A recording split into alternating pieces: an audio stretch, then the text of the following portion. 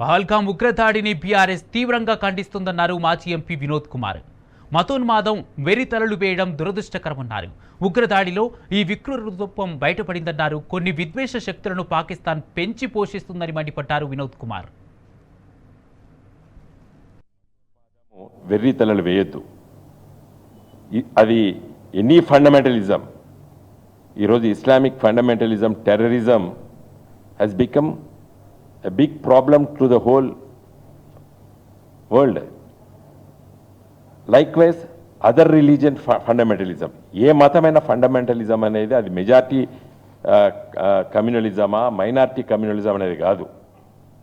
ఇవాళ religious fundamentalism, which ever religion it may be, religious fundamentalism అనేది చాలా చాలా డేంజర్ సమాజానికి. ఇవాళ కాశ్మీర్లో జరిగిన సంఘటన చూస్తే అది వికృత రూపం మనకు అవపడ్డది చాలా స్పష్టంగా.